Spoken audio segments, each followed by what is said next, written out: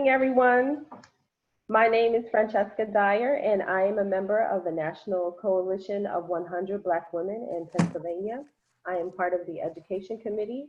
I want to thank you all for joining us this morning for our Howard University tour/information session. During these unprecedented times, we are grateful for the technology to allow us to bring this program to you all. Before we begin, I want to provide you with some information about the National Coalition of 100 Black Women Pennsylvania chapter. Our vision is to see Black women and girls live in a world where socioeconomic inequality does not exist. Our mission is to advocate on behalf of Black women and girls to promote leadership development and gender equity in the areas of health, education, and economic empowerment. The Pennsylvania chapter was chartered in 1981, and today the Pennsylvania chapter is the largest chapter with a membership of 150 women from diverse professions and backgrounds. Our programs focus on economic empowerment, health, public policy, and advocacy and education. As part of our education program, we are pleased to collaborate with Howard University to bring you information about this amazing HBCU. HBCU means Historically Black College or University. At this time, I'm going to ask that everyone clicks the speaker view button in the upper right corner so that whoever is speaking will be highlighted. We're also going to ask that you mute yourself and remain on mute while the speakers are speaking. I am now going to turn it over to Ms. McCants, who is the Associate Director of the Office of Admissions at Howard University. Welcome, Ms. McCants. Thank you so much, Ms. Dyer. We appreciate the opportunity to share the Howard University experience with your students. I'm joined today by one of our recent alumni, Maya Brown from Pennsylvania, and our rising sophomore, Ocean Latimer from Los Angeles, California. Guys, if you could introduce yourselves, please. Hello, everyone. My name is Maya Brown. I am a recent graduate of Howard University. I was a biology major, chemistry minor, and I'm from Philadelphia. Ocean. Hello, my name is Ocean Latimer. I'm a rising sophomore, honors marketing major, sports admin minor from Los Angeles, California. Thank you. Howard University was founded on March 2nd, 1867, and over the past 153 years, our accomplishments and accolades have continually grown. We have over 86,000 living alumni around the world. We have awarded over 130,000 degrees and certificates. We are the #1 producer of African Americans that earn degrees in journalism and communications. To date, we have produced over 110 scholars. We're the leading producer of African Americans that go on to medical school in the United States. And our School of Business is ranked #1 by the Princeton Review as having the greatest opportunity for minority students. On the screen are some of our recognizable alumni. We are very fortunate to have a supportive and engaged alumni community. Maya, as a recent graduate and a legacy student, would you share with our guests the importance of our alumni community in your experiences as a student? Yes, so as Ms. McCants said, I am a legacy student. Both my parents attended Howard University, and growing up, that was a huge part of the people I was surrounded by. My parents' best friends were mostly people that they had met at Howard University. And so from a young age, I got to see the amount of relationships and connections that they had shared with people that made them not only important in my parents' lives, but also my life. When I got to Howard University, my parents were coming to homecoming, and they were, meeting back with old classmates and old roommates, and their roommates and classmates would say, if they were from the DMV area, if you ever need a home cooked meal, if you ever just need to get off campus, get your laundry done, don't ever hesitate to reach out. And that was something really big for me, because here were people who haven't seen my parents in number of years and had never met me before, but they were so willing to be there and help just because we were all a part of this Howard University family. Now, being an alum, you cannot go anywhere without meeting a Howard University alum, ever. which is an amazing feeling. And I think it also allows you to see the importance and the significance of Howard University. When I'm talking to people, especially thinking about medical school, thinking about jobs, internships, you always see people's faces light up when they hear me say that I went to Howard University, whether they are alums themselves, or they just know the impact that Howard University has on the country and the type of students that they produce. So being an alum and having that network of people has been something truly unmatched. Thank you, Maya. We have an incredible student population, and even though we're an HBCU, we are a very, very diverse community. One of our students from Nigeria says she never thought she would find her home away from home until coming to Howard. Another student says she feels that she's finally able to embrace her Afro-Latina background, knowing that she's surrounded by Black excellence. We truly are the melting pot of the diaspora. In our 13 schools and colleges, our total enrollment is over 9,000. In our 7 graduate and professional schools, we have about 3,000 students enrolled. And in our 6 undergraduate schools and colleges, we have about 6,000 students. Our last entering freshman class was very representative of the diversity I mentioned. We had students to join our family last August from 50 US states and territories and 21 different countries. Not only was this class diverse, but they were very well prepared for the academic rigors of Howard University. The average SAT and ACT scores for our last entering class are at the top of your screen, and so that you can see how our student scores compare with other African Americans that tested at the same time. Those averages are listed beneath. Not only did this class have impressive standardized test scores, but the average GPA was a 3.60. That's unweighted on a 4.0 scale. If your school system does not grade on a 4.0 scale, we will recalculate your GPA, and we do give extra consideration for AP, honors, and IB curricula. We have an incredible faculty body at the university. We have over 1,300 faculty members, and 98% of our faculty hold terminal degrees in their areas of discipline. I invite you to look online at the faculty profiles for the majors that you're interested in so that you can get a better understanding of the expertise that our faculty bring into the classroom. There are several aspects of the university that are very unique, but 2 programs in particular I want to share with you today. The first is Howard Entertainment. We launched this program during homecoming of 2019, and this program is to prepare the next generation of cast, crew members, and Hollywood executives. Partnering with Amazon Prime, this program will provide an immersive 2-semester experience in California and allow our students to work hand in hand with individuals in the industry whose career they aspire to. The next program is our Karsh STEM Scholars Program for students that are interested in science, technology, engineering, or math majors, and have a desire to conduct research and earn a PhD. This program can fund your education through your terminal degree. There's more information on both of these programs available on our website. In each of our 6 undergraduate schools and colleges, students have the opportunity for hands-on practical experience right on campus. The College of Arts and Sciences is the oldest and the largest of the 6. For students that are a part of the Division of Fine Arts, we have 3 art galleries and 2 theaters on campus. For our students in science programs, we have an interdisciplinary research building that provides our students and faculty with the resources and space needed to engage in research.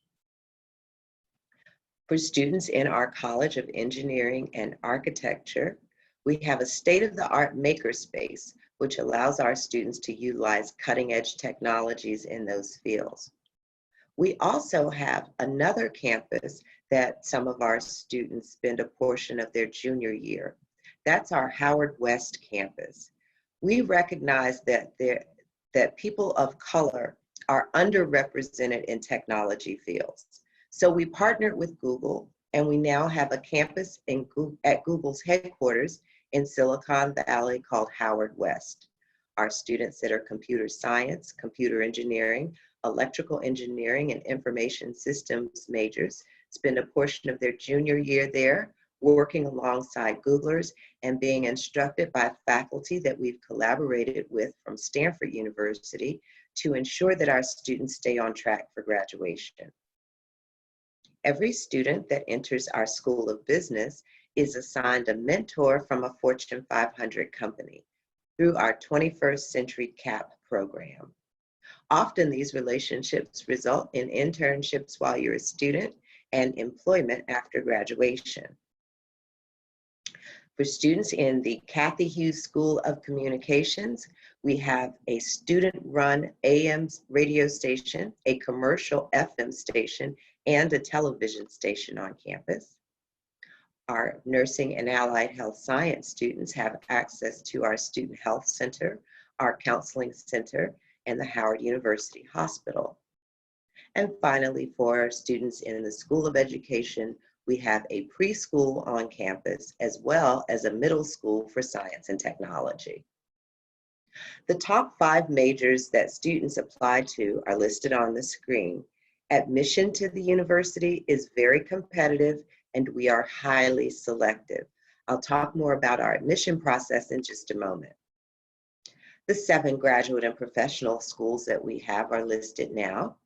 For students in high school that know they wish to become a dentist or a medical doctor, we have an accelerated program that if you are admitted to will allow you to complete your undergraduate degree in 2 years. Provided you do so successfully, you then transition into our College of Medicine or Dentistry and complete that degree in 4 years. For students who follow a more traditional route, we have an Office of Pre-Professional Studies that assists those that wish to go on to graduate or professional schools through networking opportunities and preparation for entrance exams. With us having so many graduate and professional options, quite a number of our undergraduate students do remain at Howard University for their next level of education. The educational opportunities outside of the classroom can be really exciting. Through our Ralph Bunche Center for International Affairs and other programs and initiatives that we have on campus, over 60% of all of our students travel outside of the United States at least once for studying abroad, for cultural immersion, or for service. Maya, I know you've taken a couple of trips that have spoken to the university's commitment to service, as well as given you internship opportunities outside of the country and study abroad opportunities. Would you share with our guests your experience in Oaxaca, Mexico, as well as your experience through our Alternative Spring Break program? Yes. So the summer going into my senior year, I traveled to Oaxaca, Mexico for a 3-week pre-med, pre-dental internship. And my side was the pre-med side. So I worked alongside medical professionals in the clinics and the hospitals down there, learned how to do different medical techniques, such as drawing blood, give injections, how to take a patient's vitals. And in Oaxaca, their students go straight from high school to their graduate schools. So they are more than willing to have 18 to 21-year-olds in the hospitals being very hands-on with them. So I got to do things at, 21, that I would not be able to do until I was 23, 24 in medical school here in the States. Also, there was a cultural immersion aspect to it as well. So I did stay in a host family. That picture that's taken on the left-hand side, that was sort of in the main square of Oaxaca. That was about 10 to 15 minutes away from the house that I stayed in, depending on how hot and tired I was. But that had a lot of different shops, different restaurants, a little coffee shop that we like to do our work in sometimes. And during the time that we were there, they were having their Guelaguetza, which was a 2-week-long festival that celebrates their indigenous population that's in Oaxaca. So we also were there during a very special time where there were parades and festivals and whole squares full of food stands and colorful artifacts and clothing during that time that we were there as well. I also did get to go through the Lucy Moulton Scholarship. So that's a scholarship through our College of Arts and Sciences. And that covered all of my fees and tuition for the program. So the only thing I had to come out of pocket for were my flights. Thank you, Maya. Oh, Alternative Spring Break. Okay, yes. So Alternative Spring Break is a program that we have at Howard University. Howard University's motto being truth in service. This is one of our biggest initiatives that go along with that. So with this program, we send about 800 to 1,000 students every spring break to different sites all over the world to do service during our spring break week. So my junior year, I went to Memphis, Tennessee, and there are different initiatives that go along with different sites. So my initiatives were youth empowerment and education. So I worked with the Ronald McDonald House in the morning, helping with sanitation, organizing, basically anything to make the families' lives easier that were there in remission. And then in the afternoons, I worked with a program called Cloud 901 through their free library. And that was a program that worked to reduce gang violence in their communities. So they established a robotics team, a woodworking shop, art studio, photography studio, computer room, literally anything to give the kids something better to do after school. Then along sort of like I was saying with Oaxaca, with Alternative Spring Break, they are there for service. I was doing service every single day that I was there all day long, but they also do want you to experience where you are as well. So most of your site coordinators, they are students at Howard, but they most likely will also be from that city that you are in. So my site coordinator was from Memphis, so he took us to the Stax Museum. We got to have a tour of that for free. We got to go to the Civil Rights Museum, who their director actually is an alum of Howard University. So we got to have an exclusive tour of that. We got to go on Beale Street, took us to his favorite ice cream shop. All of us in my small little group were STEM majors. So he actually got us a tour and meet and greet with the directors of the St. Jude Hospital while we were there. So I actually fell in love with Memphis through this trip. And the biggest thing about this is that it is completely free.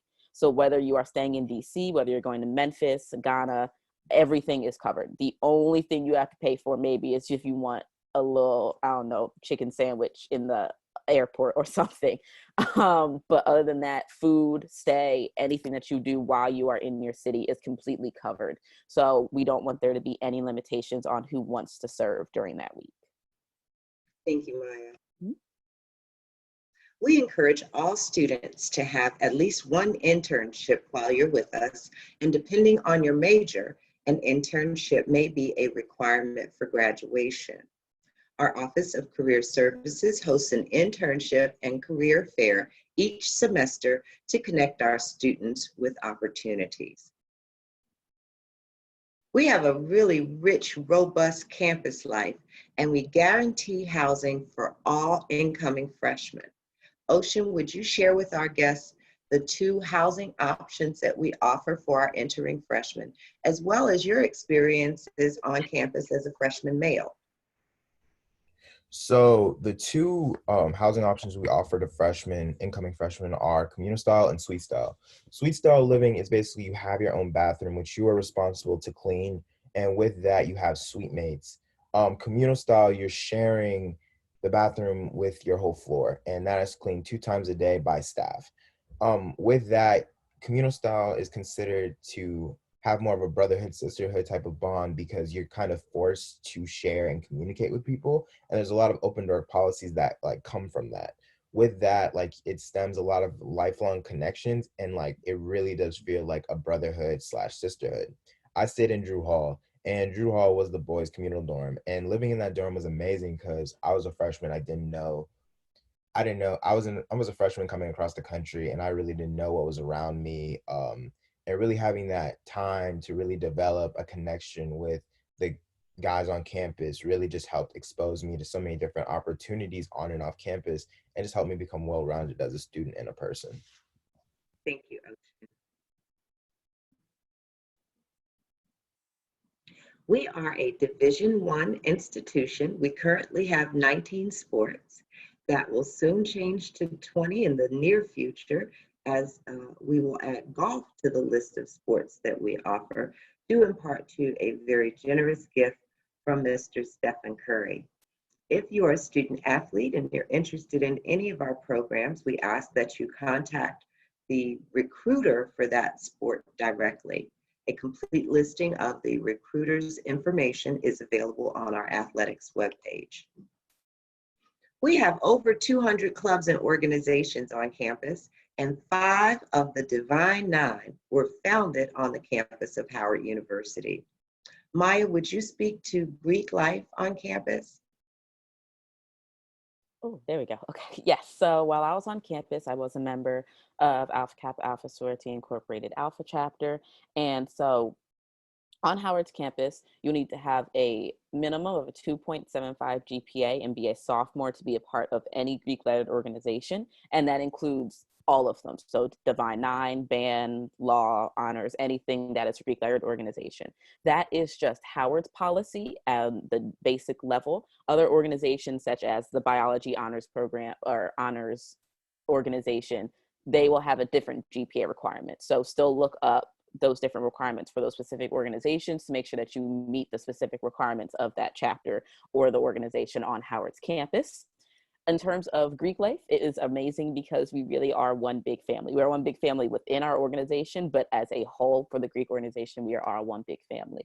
The social aspect of it, we get to perform at the Howard University Greek Step Show. We perform at Taste of Howard in the beginning during freshman week. A lot of us help with freshman move-in during First Friday, which is sort of like a miniature party that our undergraduate student association hosts every first Friday of the month in our punch out, or if it's nice outside, it might actually be outside of Blackburn. We will usually stroll during that time. So socially, we are very present on campus, but also in terms of what we do on campus. So my organization is centered in service. So a lot of the work that we do is community service on and off of campus, also mentoring a lot of the students who do come onto campus, doing a lot of activities for the freshmen who are there, even health things as well. So anything regarding physical health, emotional health, mental health, those type of activities and events that we hold.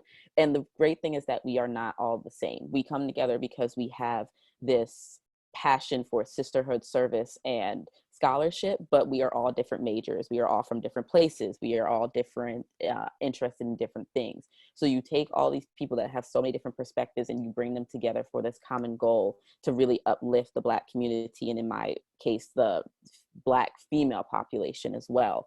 And we kind of make it something great. And then we can partner with the other organizations who maybe are in law. And now we can work with Black students who are interested in law, Black students who are interested in medicine, the band. And it kind of just allows us to have this big, long stretch of people we are able to connect with because of this organization and organizations that we are all a part of. Thank you, Maya. Ocean, you were able to get very involved in campus life just during your freshman year. Would you share with our guests those organizations that you're a part of? So, as far as the elected position that I hold and I'm a part of, Howard University Student Association is our student government. I'm a senator that represents the School of Business. I'm also a part of my hall council. All of the halls have councils, step teams, and stroll teams if you're interested. And I'm public relations chairman for that. I'm also part of a program called Management Leaderships for Tomorrow, which is basically a program that just helps young minorities assimilate into the business world. And I'm a part of the Howard chapter. And with that, they gave me a mentor that kind of guided me through the recruiting process with Fortune 500 companies and networking and how to reach out to officials and things to that nature. Also, as a part of WHBC, which is our student radio station, with that, I was on the promotions team where I was able to help spread the word about events, spread the word about games, support, and also help with some of the development for some of our concerts, our Howard Run concerts. I'm also a student ambassador where I talk to prospective students, and I'm a part of my state's club, Cali Club. All of the states have clubs, and with that, if there's a club that you want to start on campus or even a team, you can just go to student license activities, and then you can start after you get a certain amount of signatures and you get an advisor to sign off, and you could really just leave your mark on Howard's campus that way. Thank you, Ocean. No HBCU experience is complete without the marching band, and we are proud to be the home of the award-winning Showtime Marching Band. If you are an instrumentalist or interested in becoming one of our flashy flag girls For our Ooh La La dancers, the audition requirements are listed at notecloudnetwork.com. Homecoming at Howard University is an event like no other. Every year in October, thousands of our alumni and friends converge on Washington, D.C. to reconnect with their classmates, connect with our current students, and celebrate the Howard experience. From the day of service to the fashion show, to the step show, to Yard Fest, to the tailgate, it is a week-long celebration of all things Howard. We have a lot of history on our campus, and two of our buildings that are designated as National Historic Landmarks are Founders Library and Andrew Rankin Memorial Chapel. We're also very proud to have the Howard University Hospital as a part of our portfolio. The hospital has been in the community now for over 145 years, and it is the nation's only teaching hospital located on the campus of an HBCU.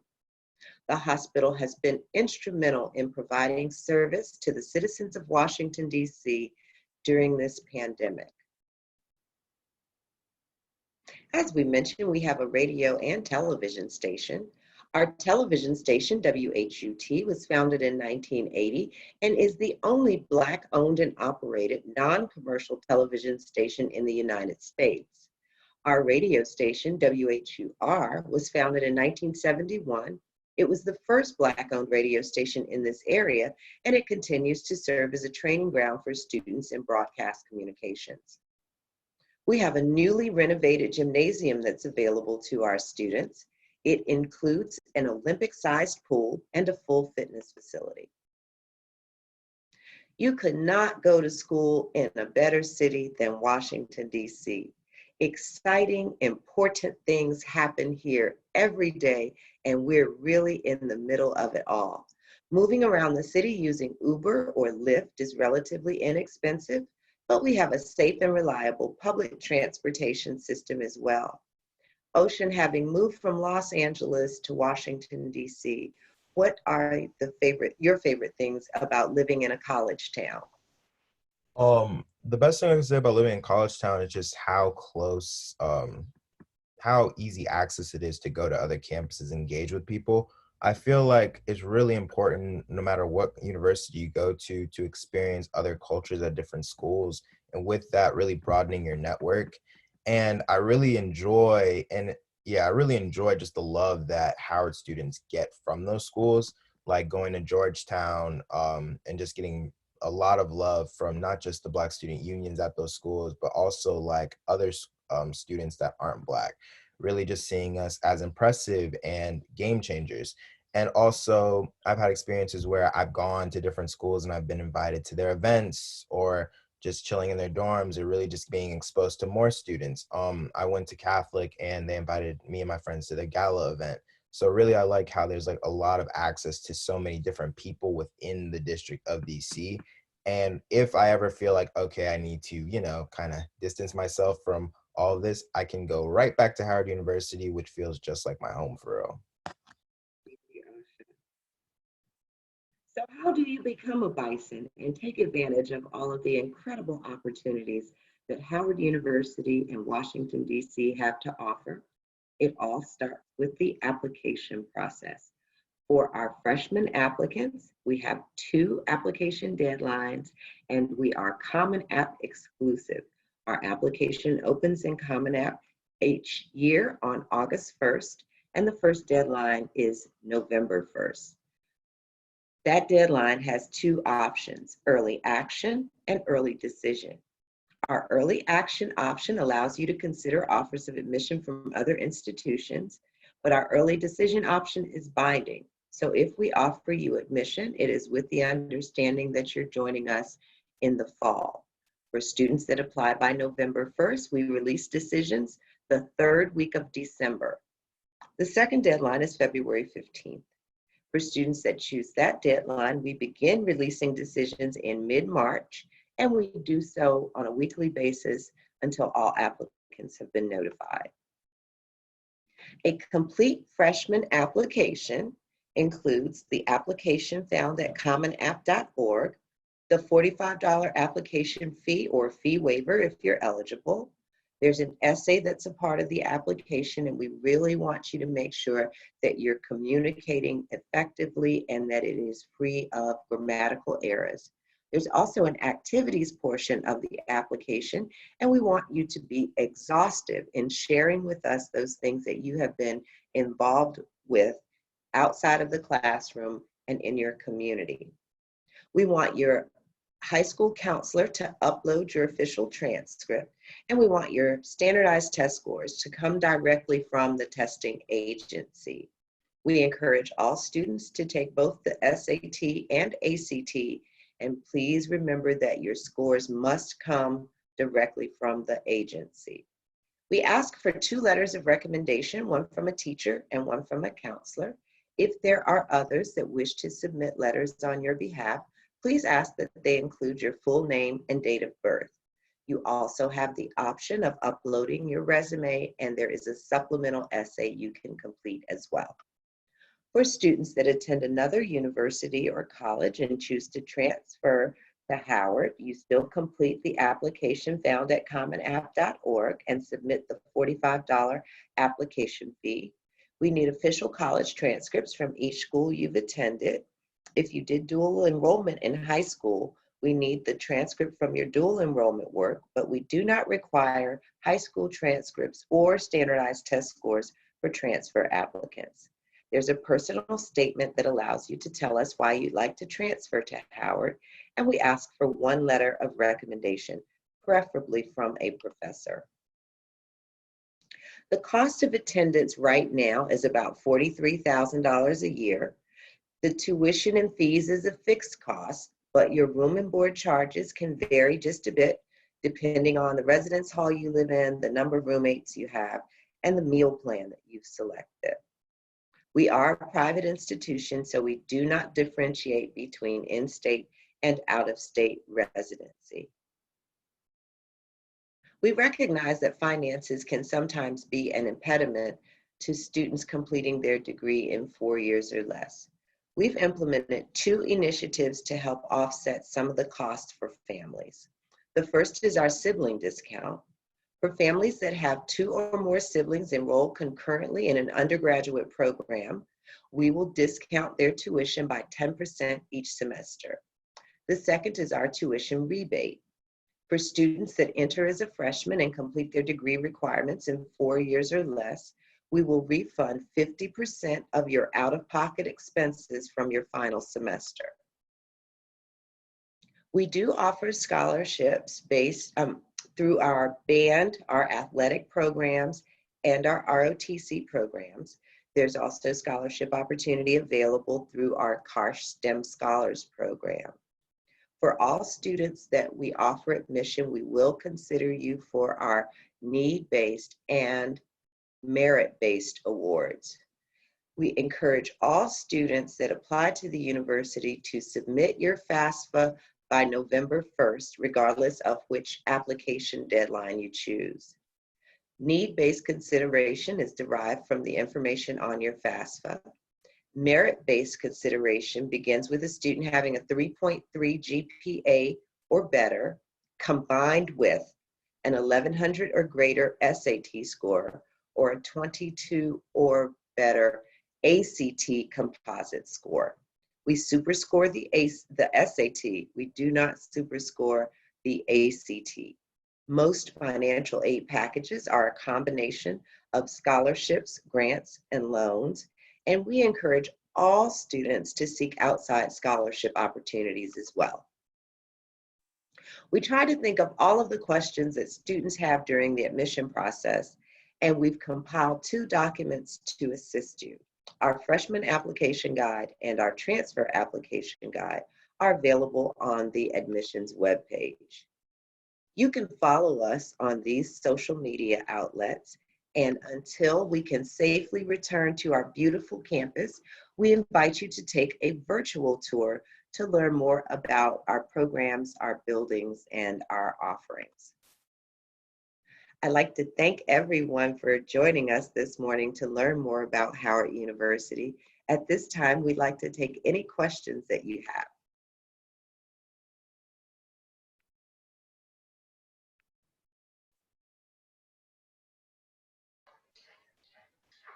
Ms. McCann, I have Yes. a question for Maya and Ocean. How important is it to be involved in activities while attending high school? Okay, I'll answer it first since yeah, I am the youngest. So really, like, as far as how important it is to be involved with activities, I feel like in high school that when you're involved in like sports and other things like that, it helps you build time management skills. Also, most of those clubs and organizations that you're a part of in high school are going to have some type of GPA requirement or some requirement that's going to hold you accountable. So it really just helps you become more responsible, and it also pushes you to maintain a certain level of expectations for yourself. And then also it helps with your application because if you demonstrate leadership qualities, then it really makes you a target for colleges. And also having that on your resume as a whole just makes you seem more of a well-rounded student versus just having high grades and SAT scores, but you're not really doing anything. If that makes sense. To reiterate what Ocean said, I think Ocean covered it.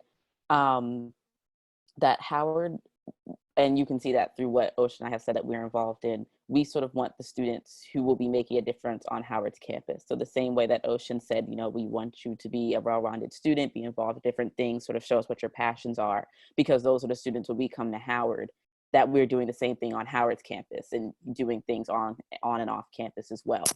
And then also, I think the biggest thing too is quality over quantity. I think a lot of times people try to just like build up their resume with different type of accolades and organizations and clubs, but you really do want things that you are passionate about, things that you can get involved in. I promise you, having 6 clubs where you have been in all 6 for all 4 years of high school, and you may hold a leadership position in 4 of them, speaks a lot more to your character and what you're passionate about, rather than filling up all 15 of those spots, but you've only been in each club for 6 months and you were just like a participant for each one. So that's a big thing to make sure that you are getting involved in things you're passionate about and you actually are willing to stick with. There's a question in the chat about super scoring, but I'd just like to reiterate it so that everyone knows clearly what that means. You can start taking the SAT and ACT very early, way before you prepare for the application process. And to super score means that we're going to take your highest score in each one of the areas to make your composite score for the SAT.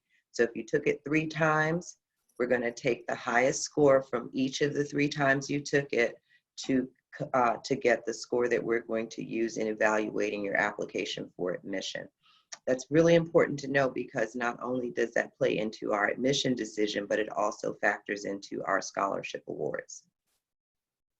There's another question that says, how soon should high school students begin to look at colleges and take part in information sessions?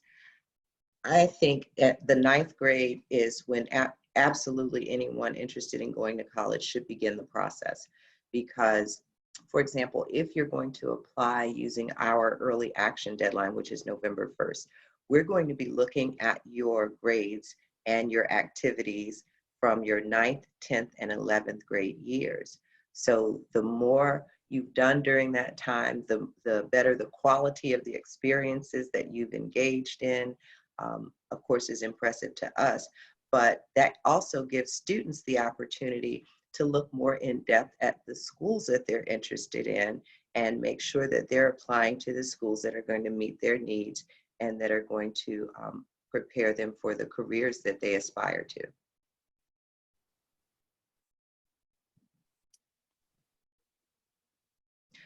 Maya, you guys see the question for you. What do you wish you had known going into freshman year? Now being old, no longer in school. I think the biggest thing that I would have known wish I would have known is to not let sort of my nervousness or my anxiety around other things stop me from doing things. And this is always sort of a part of the advice that I give upcoming students, is that when you first get to college, obviously it's very nerve-wracking. And Howard is amazing in terms of everybody is involved, everyone's impressive, everyone was top of their class doing amazing things. And you get to school and you are interested in these clubs, organizations, all types of things. And I think it's very easy to get wrapped up in like, I'm not qualified or I'm not the best applicant. And looking back, there were so many things that I talked myself out of not doing based on that nervousness, that I wish now, knowing what I know, that I would have just said, just go for it. Because the worst that could have happened is that you didn't get it. But the best that could have happened is something I couldn't have imagined because I didn't do it. And so I think that is one thing that I wish I had known back then, is to just put myself out there and not want to be in my bubble so bad, or like want to be in my comfort zone so bad, because I can't imagine the amount. I've had so many amazing opportunities, but I can't even imagine the amount of opportunities I probably missed out on because I allowed myself to get so wrapped up in my head. For me, I just wish I had more information. I wish I just knew more. If I was to like say my freshman year. What do you wish you had going into freshman? Yeah. Going in my freshman year, I really just wish that I had a mentor. I didn't have a mentor coming in. Like a lot of people like connect with people on social media that are like older than them, and they'll be like, "Oh, I want you to mentor me, guide me through it." And like that's something that I didn't have that I wish I had. Because if I had a specific mentor, then I probably it would have been way easier, like those first month, 2 months, kind of navigating through things and pursuing things that would like benefit me versus kind of going through this like trial and error situation and then other situations that I was going through. But I will say that being a student ambassador gave me a family, and really having that family of like seniors and juniors and sophomores to look out for me kind of filled the void of not having a mentor. And they kind of helped me with my studies. They taught me about office hours. So I was really thankful that I was a part of being a student ambassador and a part of the organization, because that they kind of acted like my family and my mentor. And oh, Ocean, how has the pandemic affected your academic studies? Um, so right now I'm in summer school. I'm taking like 3 classes, but like when the pandemic started, we kind of had to move on to online learning. With that, it was kind of hard to pay attention because there was like a lot of issues, whether it was Wi-Fi access for some of the students, Wi-Fi access for some of the teachers, and it was just kind of like it was a transition. Like it was all a transition that we were all going through throughout the nation. Like people were dying, people were getting sick. You didn't know that if someone didn't show up in class, maybe they were sick, and then that kind of like is banging in your head, and then you're kind of getting stressed out. Your teachers are trying to help you, but they don't really know what's going on. They're not trained to teach this way, so it leaves like this kind of learning gap that starts to develop. And I will say that I was able to persevere through it. And I was happy that that all the schools really just provided that pass fail option, because I felt that that really helped me de-stress myself. And knowing that basically this semester counts, but it won't like generally affect me when I apply to law school, helps me too. But I did get like 5 A's and like 2 B's that semester too. So it was really like one of those semesters where it was like I was happy that I was able to still do well, but learning online is something that I didn't sign up for because I knew that I wouldn't be able to effectively learn as if I was sitting face to face with someone. Mhm. For the question, are either of you mentoring students? For when I was there, I was a part of a group called Bison Guru, and we mentored students that were within the College of Arts and Sciences. And so we would actually pair them up based on their major as well as where they were from. So most times, my first year that I did, I actually had a biology major who was from Philadelphia. And my second year I did it, she was from Philadelphia, but she was in the School of Communications. And so that was a really great program. Then now currently, I was in it while I was in school, but now that we are sort of moving on a broader spectrum with the organization off campus, I'm in a organization called Mentoring Youth and Teens Health. And so we actually are doing summer mentoring now on top of the mentoring that we plan to be doing during the school year, just in case they are not in school in the fall, so that we can sort of help with matriculating them from summer mentoring to mentoring online in the fall as well. So I shouldn't say I'm doing as much mentoring as I was doing when I was on campus, but I definitely am still involved through my organizations and through the people that I meet to always give advice and be reaching out and to helping people, especially biology majors who are interested in medicine. Always willing to do that. I have a mentee, and the way I met him was kind of through Miss McCants. She called me one day, she wanted me to talk to him, and I kind of like, it was like I saw myself in him because he's the exact same major as me. He's trying to do almost the same things as me, and it's kind of like a guy. I was like, okay, like I relate to this kid, I can help him out. And that's how that relationship really came about, because it went from like me just kind of telling him things, giving him tips and that, to where it was like, yo, like I will mentor you if you want me to. I can look out for you. I can look out for your best interest, and I can help guide you through things. And it was really just a matter of, oh, I want to do for this kid something that I wish someone did for me. And then that's kind of how my relationship with him started. And now I have a mentee. Savannah Montague asks, how do we view students who participate in a project-based learning program in their school? Of course, that is a plus. You should refer to our freshman application guide to see the specific courses that we're looking for that applicants have taken when they apply to the university. But that is certainly something that we will take into consideration when evaluating your application as a plus, much like we do students that are enrolled in honors and IB curricula. We know that's going to give you another level of, another skill set that can be very, very beneficial to you as a college student.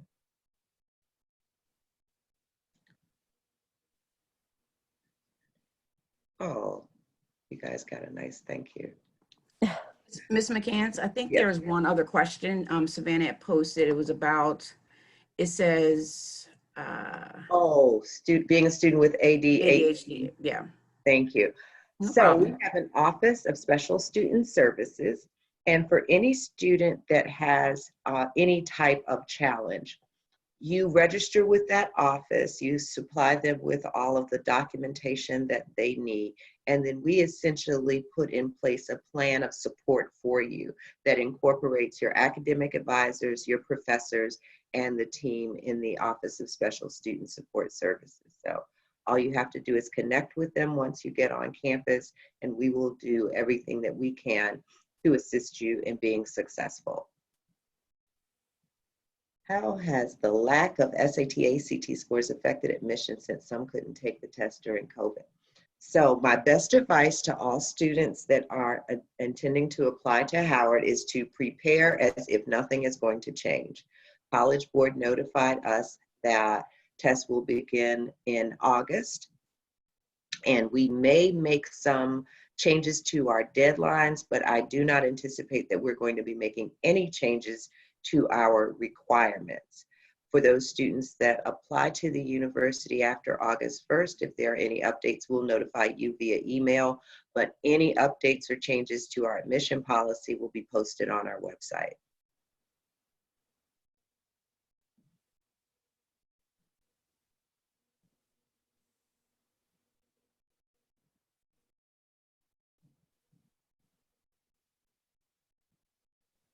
You can unmute yourself also if you'd like to ask a question directly.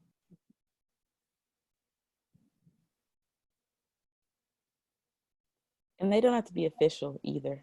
Like if anyone has questions for Ocean I about, like social life or, other things on campus, they don't have to be about, like the admission process or anything. Ocean, there's a question for you. What's your favorite class and why? Yeah. Favorite class. Dang, that's a hard one. Dr. Carr. Yeah, you know what? That was what it was. Okay, so African Studies. African Studies is required. You're required to have one semester, no matter what major you are. my first semester, I got placed in Dr. Carr's class. And my dad told me about Dr. Carr, and I kind of met him like when I did my visit. And I was kind of like, okay, like this, all right, I'm seeing him on Twitter. He's very outspoken. He's very Black. He's for his Blackness, 100%. And it was kind of one of those moments where I was like, all right, like, I don't know how I'm gonna do in his class. I haven't really had this type of experience. Honestly, in my history classes, teachers kind of back away from the talk of Black social issues and slavery and all these other things which we see in our school systems, especially in the PW, like the private PWIs. So I was kind of like, all right, I don't know how I'm going to do in this class, but since I got placed in it, I'm going to just see it as a sign of God and just go for it. Went into his class first day, and I was just kind of sitting there like, yo, I don't know what this man's saying. He's rambling a little bit. What is going on? I need help. And thank God that I just didn't take it for what it was and I dropped the class. I really just like thought about it. I was like, okay, this is the experience that I need. My parents are telling me about this. My mentors are telling me about this. Miss McCants is telling me about this. I need to just sit it through and wait.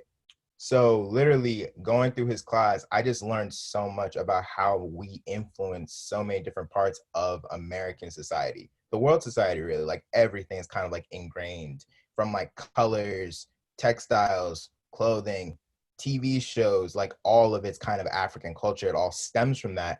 And that was like one of the biggest things that I ever learned at Howard. And really just, he was someone that had my back and had my best interest.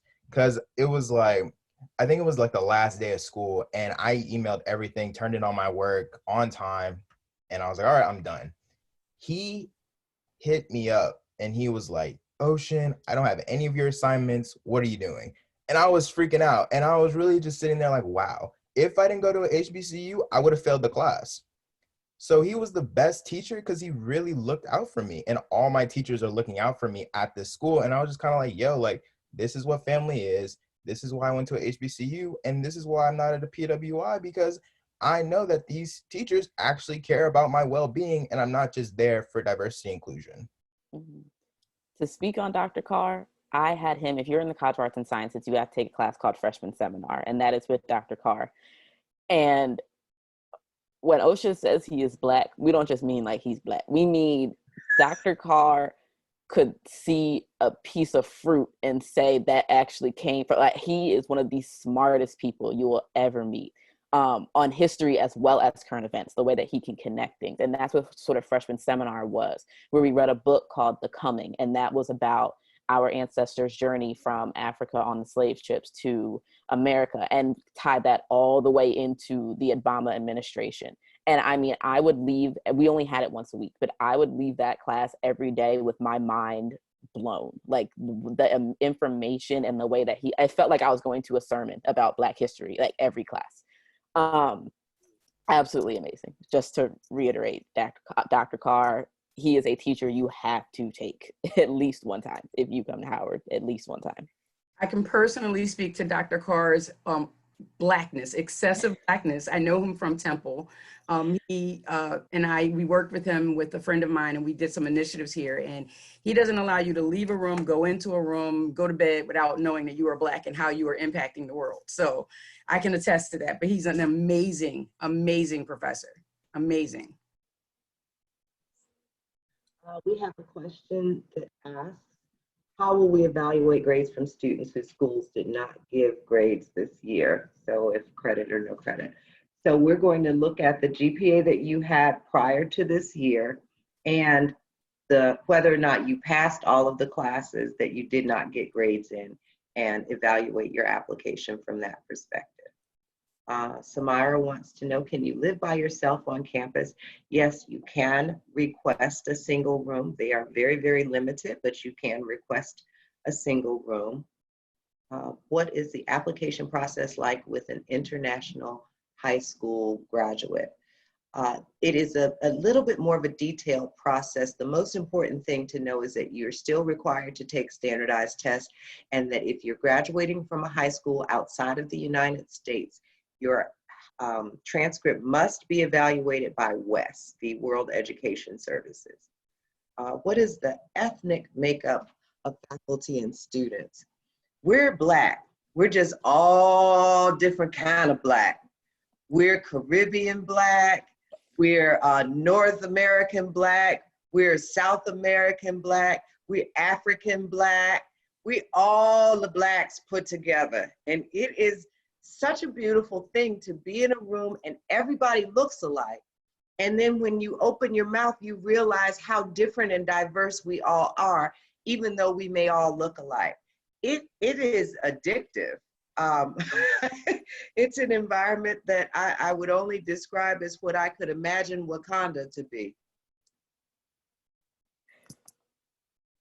Yes, that's us. Some colleges have decided to eliminate the SAT, ACT requirements. That is not something that we are considering. So we are, as I said, my best advice to applicants is to prepare as if nothing is going to change. The closer your scores are to the averages from the last class, the more competitive you are as an applicant.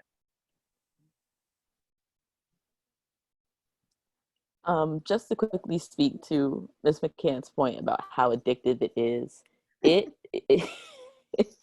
the Black experience at Howard is something I cannot even describe.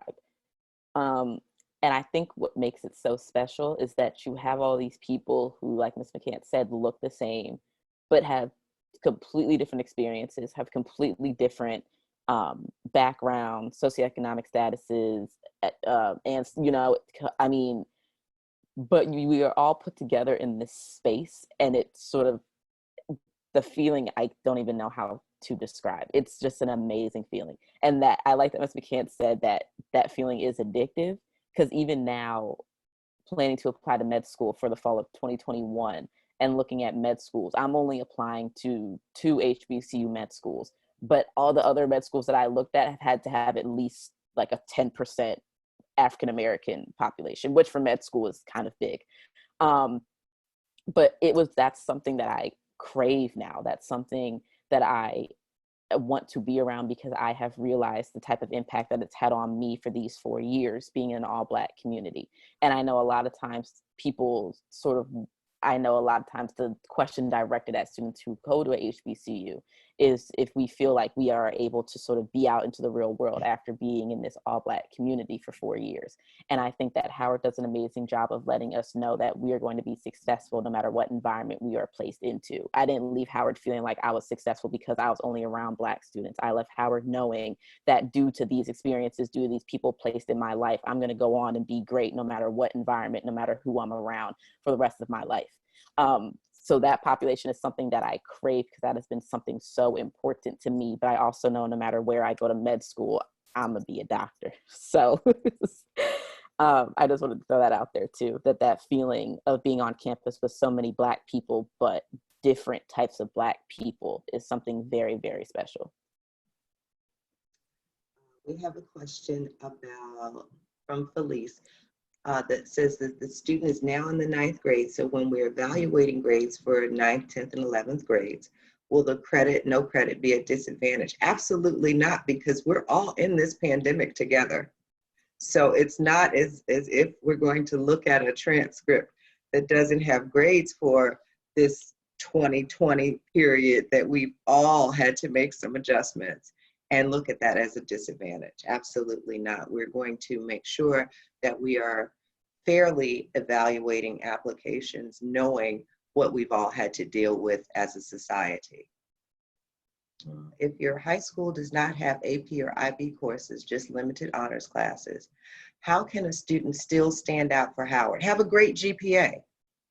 I have seen in too many cases students enroll in honors or AP or IB curricula and get B's and C's.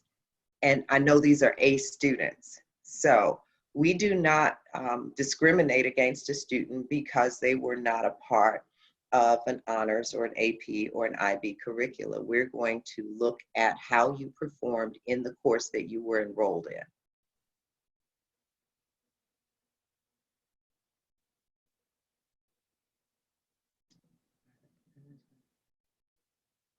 The scores for our last incoming class are on our website, but I can certainly share them with you again. The average SAT was a 1210. The ACT was a 25, and the GPA was a 3.60.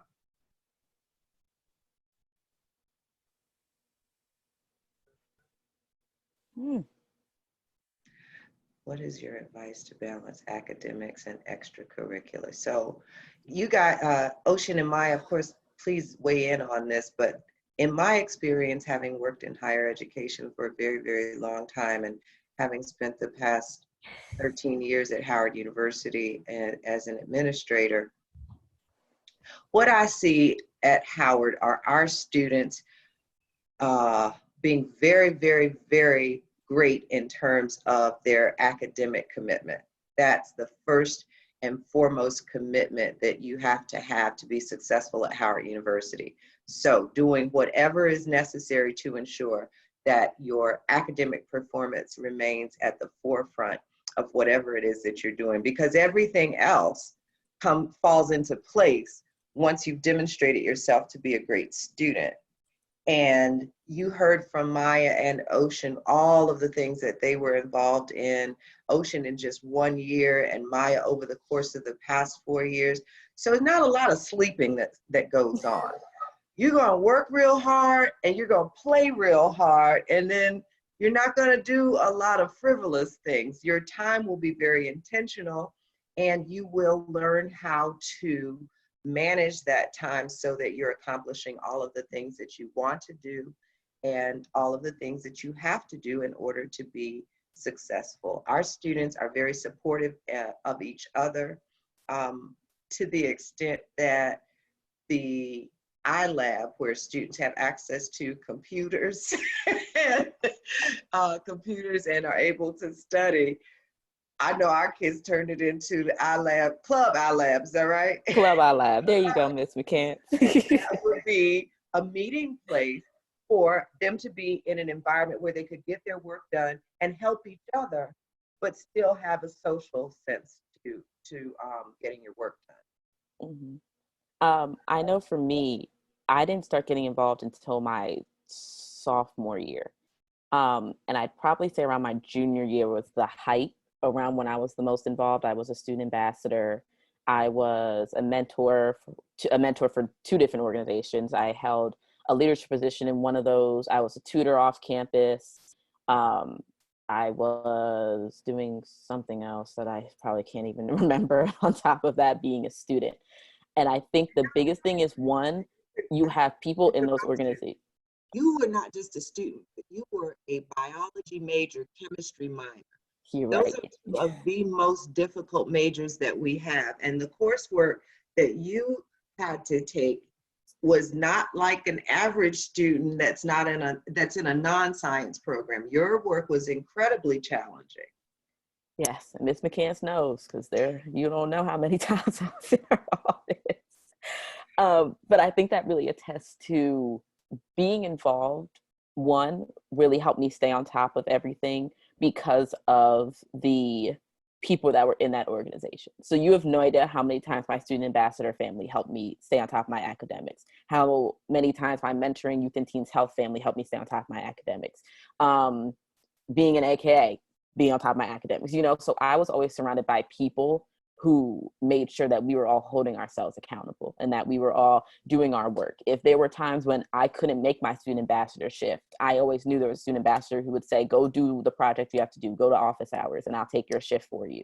And that was a huge thing about being involved. I think another thing about being involved is that we took it seriously. It didn't feel like I was a student and then I was just doing stuff off campus. I took these things seriously, so they were being incorporated into my schedule. So at the end of the day, yes, if I was tired, yes, if I had 3 meetings to go to, those were necessary things, and I was doing things I was passionate about. So, everyone says, if you do the things that you love, you'll never work a day in your life. That's kind of how it felt, where obviously I'd be tired and I'd be hungry and I'd be thinking about my bed, but I loved it. I loved giving tours. I loved mentoring. I loved tutoring. So at the end of the day, it didn't feel like I was spent. It didn't feel like I was building my day up with all types of extracurricular things, because I was being very involved in things I was passionate about. And I think that's sort of the core of Howard, that everyone is so involved, but they're so involved because they have all found this thing that they love to do and they want to continue doing at Howard and after Howard. And that's what makes the work at Howard so meaningful, because these are people who are doing it because that's who they are at their core, not to, you know, make applications look better for graduate school, not to be impressive, not for the clout, but because those are who they are. The organizations that are started, the golf team was actually started as the golf club. And we got that endorsement from Stephon Curry. But that was literally something where someone in my class loved golf. We didn't have a golf team yet, and said, let me start a golf club and we can just enter into independent tournaments. And it bubbled into something now, the 20th Division I sport at Howard. So that's a great example of balancing. It is hard, yes, and obviously, you know what you can handle. But at the same time, don't go into it sort of just adding things onto your plate to add on to things where you're going to enjoy doing them. And you're not going to go home at the end of the day feeling like you're just involved in all this stuff that has no meaning or has no importance in your growth. I want to clarify one thing too. Nairi asked about the SAT essay, and Ocean responded saying, yes, he recommends it. I want to just clarify, we have a supplemental essay that's a part of our application, and we certainly encourage everyone to do that. But because the essay that's a part of the SAT is subjective, we chose not to include that in our review process.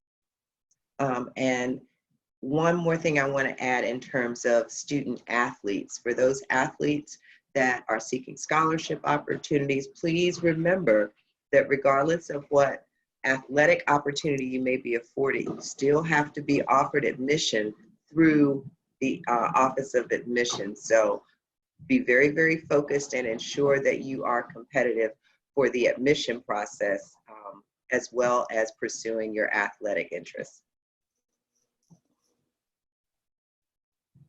For the question about jobs, I can't speak to having a job on campus. But from my friends that I do know had jobs on campus, it is manageable. But again, you have to know yourself. So if you're in class all day and you work all night, that at some point in time, you're gonna have to get your work done. So I just say, be mindful about the type of person you are. If you know you're a morning person, maybe not to start your classes until noon. So that way, maybe if you work until 11 o'clock at night, that you'll be fine to get up at 6 o'clock in the morning and do your work. I'm not like that. I'm a night person. So for me, I knew getting my classes out of the way early as possible, and then sort of having my afternoon to do work was better for me. So I say, if you are someone who is thinking about having a job in college, just sort of be mindful about the type of person you are, the type of work that you are going to be having based on the major that you want to have, and just keep all of that in mind in order to make sure that you're not burning yourself out or, losing your academics or not being able to be involved in other things that you want to be involved in. I would also say to give yourself an opportunity to learn your new environment, to understand what and how you move around Washington, D.C., what it's going to require for you to go to class as well as get your work done in your classes before you try to include working into that mix. There's a question about whether or not students receive a full scholarship to the university without paying out of pocket. So we do have a presidential level of scholarship that is awarded to students who have a 3.75 GPA or greater, combined with a 15 to 1600 SAT score or 34 to 36 ACT composite score. So there's definitely an opportunity to have all of your expenses covered. Additionally, that is a renewable scholarship. So provided you maintain the GPA requirement, the earned credit requirement, and that you're making satisfactory academic progress towards completing your degree, you can have that scholarship for the entire 4 years that you're at the university.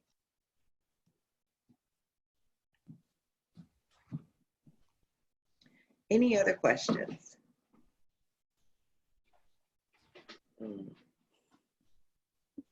I laugh because my time management freshman year was terrible, and I wish I had asked someone this question back then.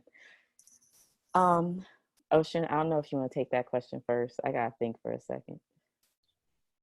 Um, do you have any tips and tricks for being better at time management? Um, well, if I could go back and I really thought about it, like the main thing I'd think about is it really just all comes from like your friends and what you're involved in. So freshman week is like a week where it's literally a celebration week. Everyone's having fun. You have no real responsibilities. You just have orientations.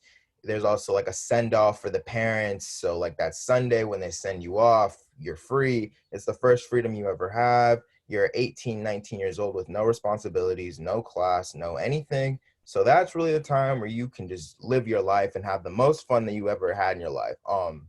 But be responsible. With that, you kind of meet your friends. And I say that your friends are really going to be the ones to help you because they're going to be the ones to support you. And having friends that know when to have fun and when to focus is really important with your time management because they're going to influence you to do things. So you can have the friends who are going to influence you to study, or you're going to have the friends that are going to influence you to party. And when you listen to the people that influence you to party all the time, they're not going to be there by the time you're trying to graduate. So really having that circle around you that is going to support you, and not having friends that are going to, be like preppy and all this other stuff and just kind of not have fun because that could really drag on your experience. But having people that are good influences on you can really help with your time management as a whole. And then the second thing is really just know not to spread yourself too thin because your academics are important. So when you're managing all these clubs and organizations, realize that when you join something, it is a time commitment. So the best way I can say is like freshman year, try to limit yourself to like 4 clubs or organizations that you're trying to be a part of. And really just kind of think, okay, I'm in this because of this. And don't join things for resume building because when you do that and you're so spread thin that you can't show up to meetings, you just don't look reliable. And if you really want to apply for like a sorority or frat and the member sees how you act in the club, they're not gonna go to bat for you or even accept you. So really just know not to spread yourself too thin, and also make sure that you have a friend group that is supportive and influences you to do the right thing. Yeah, I 100% agree with the friend thing. For me, the people who influence me to do the things like skip class, don't do my homework, party instead, are not the people who are my friends when I graduated. 100%. Not even friends who I was friends with by the time I got to sophomore year, to tell the truth.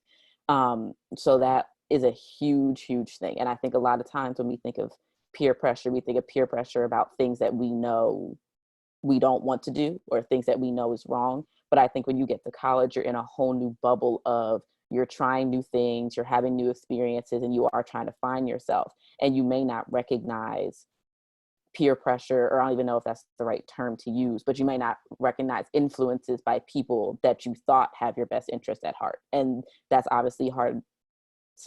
That's obviously something hard to screen for when you're only been on campus for a couple months at that point in time. But that point in time is so critical, because that really is the time that's going to set the tone. And looking for me after 4 years now, that definitely is something that I wish I had screened better for my freshman year, because that is something that most definitely did affect my academics. And so, yes, I 100% agree with what Ocean said, that surround yourself with the right type of people, because the people who are there to support you, the people who are there who want to see you do great, to move on to the next steps, they are not the people who are going to tell you to skip class. They're not the people who are going to tell you to stay out all night long, because if they really support you and love you, they want to see you do great. Why would they want your academics to suffer? So I say just think about that coming in freshman year when you're, finding your friend group, seeing who you want to hang out with, seeing the type of crowd that you want to run with. Also see what their goals are too, see where they are kind of moving, see where their priorities are, because eventually if your priorities don't line up, that is going to butt heads sometime in the near future. And that's something that you don't want to affect your growth in your education. The next question asks if we can talk about orientation and activities for incoming students. I don't want to say too much about that because what we anticipate is a different experience for students coming in this year because of the CDC guidelines that we're going to have to adhere to. So I don't want you to, hear from Ocean or Maya all of the incredible things that happen during week and how many activities there are and how many parties there are and the socials and all of that to get you guys in the frame of mind to think, oh, I can't wait till I get there because this is going to happen that first week. Because right now we don't know, but there's a lot of information on YouTube about previous freshman year experiences. And it is one of those unforgettable times of your life, because I think Ocean really summed it up well. This is the first time in your entire life that you will be living away from home on your own. You won't have to go to work. You don't have to go to class. And for that week, it is all about acclimating to your new environment. So there are activities and programming for every day from the time that you get on campus right up until the time that classes begin. Mm-hmm. And all of those activities and programming are designed to help you acclimate to the university, to the city, and to help you get to know your classmates, who I'm sure most of which will become your lifelong friends. Where is the question? Yeah, we encourage everyone to take the SAT and the ACT, because again, if you're not competitive on one of the tests, perhaps you are on another, and those scores do factor in not only to our admission decisions, but to our scholarship offers.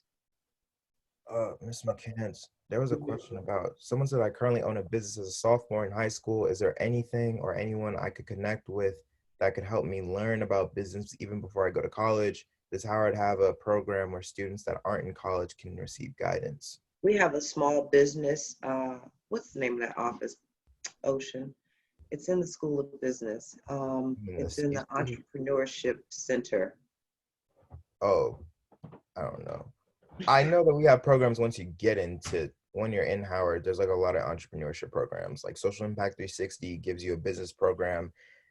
But like, if I were to from my experience, because my friends had brands, they were doing music, they had company, like when they were like freshmen and sophomore in high school.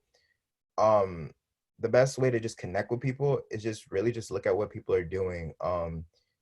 It's a good time now to do that, because people are more likely on their phones and on their social medias. So you could really easily DM someone who's successful or doing a brand or something, and the odds of them responding are more likely now than it would have been later. So like, when people can actually go out and it's safe, you have less of a chance that they're going to respond to you or even put you on the game. So like, whether it's a Howard person, whether it's actually a bigger corporation, those are probably less likely to respond, but like a kind of in the middle of, okay, they're known, but they're not like all up here, like extravagant. Those are the best people to learn from, because they're on the up and coming. And being on the up and coming versus being already established is like a difference, because you have to adapt to the market versus just having that brand and name recognition. So your best bet is trying to like go to those brands. And if you're Black, like a lot of African Americans like to put people on to game. So really like support Black colleges would be one.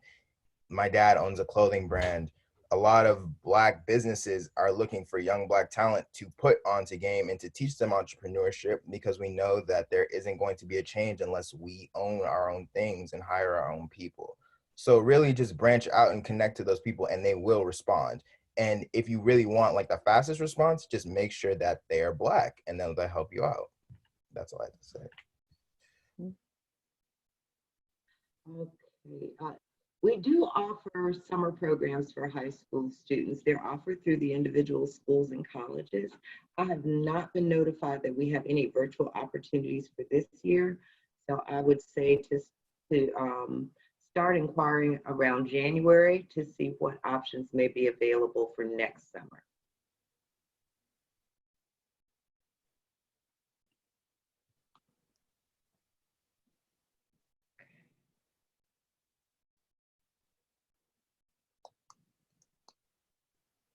Any other questions?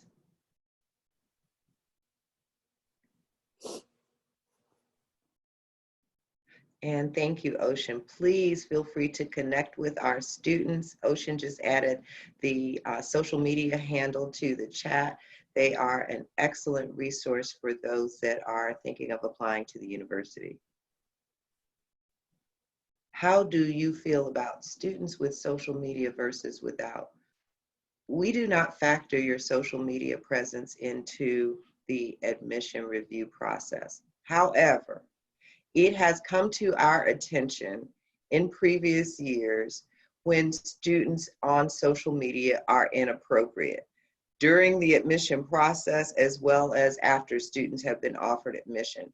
So always be mindful of the presence that you maintain in those environments, because it is information that's there for the world to see.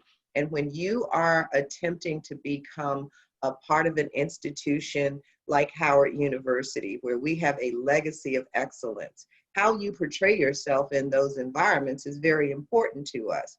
We seek to enroll the best and the brightest students from each year's graduating class, and your best and brightest can certainly be damaged by your not portraying yourself in a favorable light in social media platforms. So please keep that in mind as you're moving forward in your academic career. Even for Howard orgs as well. Most of them look at your, when you're on campus, most of them look at your social media as well. So make sure that you're not just staying clean for admissions purposes. Howard students care about your character as well.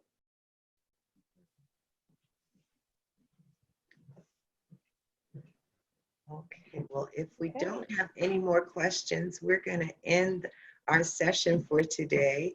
I will share some information with the organization, with you guys, once we get your email addresses so that you have some additional admission resources. We're more than happy to address any questions that you have. And thank you all again for having us today. We appreciate the opportunity to share the Howard University experience with you. Thank you, Ms. McCann and Howard ambassadors, Ocean and my soror Maya. Thank you so much. I am really excited about Howard University. I have learned a lot, and I hope that you all have learned a lot as well. We invite you to explore their website. There is a virtual tour which will help you experience the buildings and the campus more closer. And again, we want to thank Ms. McCann and Ocean and Maya for taking time out today to bring us the Howard University experience. And congratulations, Maya, on graduating, and wish you the best in medical school.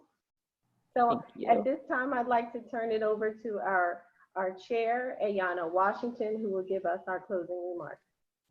So good afternoon, everyone. Thank you all so much. And Ms. McCants, I cannot thank you enough. The tireless effort that you have put into supporting both incoming and current students really is not lost on me. I'm also an administrator at a community college in Philadelphia, and it's tireless work, and it's something you really have to be passionate about. And I've seen that through several of your presentations as well as today. So I really want to thank you for all of the help that you've provided to us by giving us this platform to share this information with our students. On behalf of the National Coalition of 100 Black Women Pennsylvania chapter, I want to thank everyone for participating. I would like to thank my cousin, Maya, for being such an incredible student, but also being such a great representation of Howard University. Ocean, I can tell that you are going to soar. Everything that you've said, everything that you've done, it just speaks volumes to your ability. And I hope that other students will have an opportunity to connect with you as well when they're at the college. And for all of the young women, and I don't think there's any young men on the call, but if they're all of the young women that are on the call, if this has not excited you about going to Howard University, like I want to take my bachelor's degree over again. I want to start over. I want to do over. But if this has not excited you to explore the impact that HBCUs can have on your life, I encourage you, please take advantage of this opportunity. At bare minimum, reach out to the students at the school, do some more exploration, but take advantage of these opportunities now while you can, because once you choose your school, it does shape your life. It does. And I'm very proud Temple University alumni, very proud.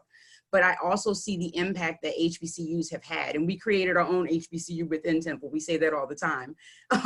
But it's really an impactful experience. So I just want to thank everyone. I want to thank everyone for participating. And if you have further questions, please reach out to Howard University. And if you'd like to hear more about the opportunities that the National Coalition of 100 Black Women in Pennsylvania chapter provide in areas of women empowerment, girl empowerment, advocacy, education, political view, anything you need, we are here. So we're going to provide a survey at the end of this probably within the next day or so, that will allow you to give feedback to us, and we would love to hear from you, as well as providing you with additional links that Ms. McCants referred to in her email.